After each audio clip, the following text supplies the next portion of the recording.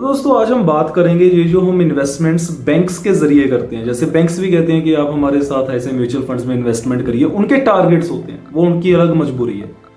पर क्या टारगेट्स के चक्कर में, मजबूरी के चक्कर में हम इतना भूल जाते हैं, क्या उस पर्सन की लाइफ की, जो उसने सोसाइटी में इतना टाइम दिया, उसने जो इन्वेस्टमेंट्स की, उसकी कोई वैल्यू नहीं है। 2 हफ्ते पहले दोस्तों एक केस आया था, उसमें एक सीनियर सिटीजन ने तकरीबन 10 लाख रुपए 2019 में इन्वेस्ट किए थे।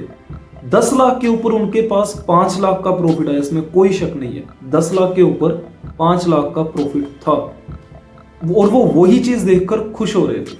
बट उनकी जो एक्चुअल रिटर्न थी वो 4.25% की भी मुश्किल से आ रही थी।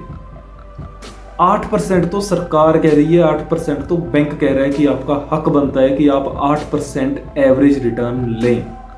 आइए एक उदाहरण के जरिए समझते हैं CAGR और एब्सोल्यूट रिटर्न में क्या अंतर होता है। तो ये 1 लाख के ऊपर उदाहरण ले रहे हैं। 1 लाख अगर 1 साल में 1.5 लाख हो जाता है तो एब्सोल्यूट रिटर्न भी 50% हुई और CAGR भी 50% हुई। इसका मतलब यह है कि आपका एक फंड 1 साल में 50% की रिटर्न के साथ बढ़ा।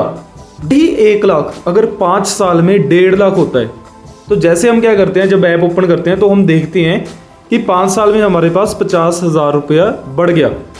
तो इसमें एब्सोल्यूट रिटर्न तो 50% ही रहा जो हम आंखों के जरिए देख रहे हैं, लेकिन इसकी जो एक्चुअल ग्रोथ है वो हुई 1 साल की 8.5% के आसपास। तो ये जो CAGR है ये एक्चुअल में बताता है कि हमारा फंड किस रफ्तार से रिटर्न दे पाया। तो अगर आप भी बैंक्स के जरिए अपनी सिप्स और म्यूचुअल फंड्स में इन्वेस्टमेंट कर रहे हो और इंश्योरेंस कर रहे हो, कुछ भी कर रहे हो, एक बार उसको दोबारा से एनालाइज करें।